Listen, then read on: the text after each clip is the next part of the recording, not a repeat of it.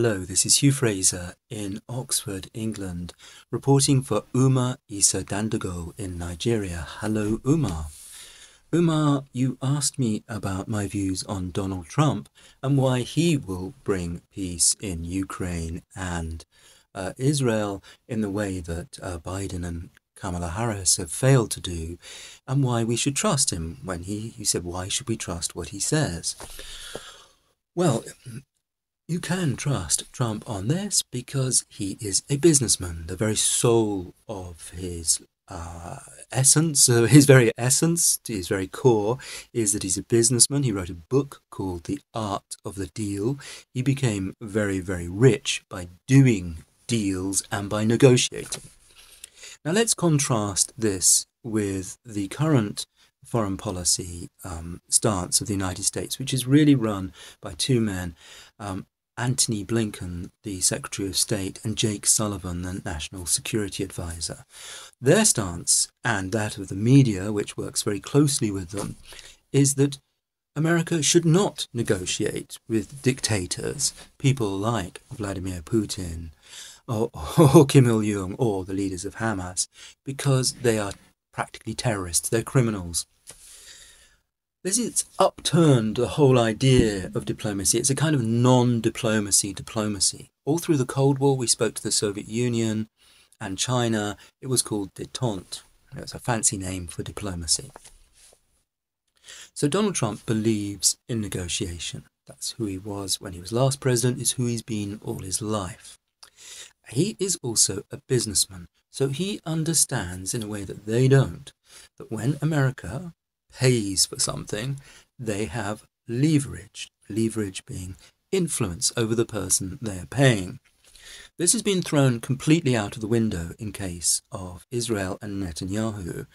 Everyone expected in Israel to take some kind of retribution against Hamas after October the 7th. What they did not expect was completely unrestrained slaughter. And all we have had out of the United States is very weak kind of, oh, please don't do that. We want to distance ourselves from this. It's not really what we're doing. We're just paying for it and sending all the munitions. Obviously, Trump understands if you're paying for something, you have control, you have some say in how those things are used. And that is the leverage he will use over Netanyahu, because he's made it very clear he wants that war ended, and he wants it ended soon. He even told Netanyahu he wants it ended before his inauguration, before he becomes president. So that is the leverage he will use. Same in Ukraine. He will tell Zelensky, you've lost this war. You have to negotiate with the Russians, get the best deal you can. We're not going to finance it forevermore. That is just reality. Now, you also asked me about the extreme rhetoric against Donald Trump, and I could probably talk for a very long video about this. But hasten to say I don't know whether to give you the long answer or the short answer. I think I'm going to give you one example to begin with, which ties in with what we said before about the Russia rhetoric. So when Trump was elected president in 2016, before he'd even taken office, journalists, particularly Jake Tapper of CNN, collaborated with Comey, the head of the FBI, to run a kind of coup to destabilize Trump. They took this document, which had been commissioned by Hillary Clinton from a British spy called Christopher Steele, full of gossip and the most extraordinary tittle-tattle and completely unfounded rubbish.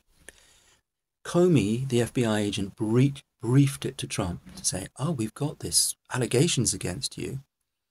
And that gave Jake Tapper and CNN the excuse to launch this thing. Now, if you have sensitive ears, if you don't want to hear some of the very extreme and rude thing that I'm about to tell you what was in this allegation, they claim, put your fingers in your ears or avert your gaze or go and make some tea, as we say in England. But here it is, you asked for it. The media and the Democrats claimed for months, possibly for years, before it became completely, obviously untrue and they couldn't find any proof of it, that Trump stayed in the same hotel where Obama had stayed in Moscow and commissioned prostitutes to pee on the bed where Obama had slept with his wife, right, for his own gratification. That is how extreme it got. Now, they have called him fascist, they've called him Hitler, they have called him every name under the sun until just today, just yesterday, really. And not surprisingly, people have felt motivated to try and take a shot at him, literally shoot him. They have called him, they have brought all sorts of ludicrous impeachments and criminal charges against him, often quoting people of the high caliber of prostitutes and shady lawyers who have been convicted of lying to the court, all sorts of lowlife that they claim are evidence against him.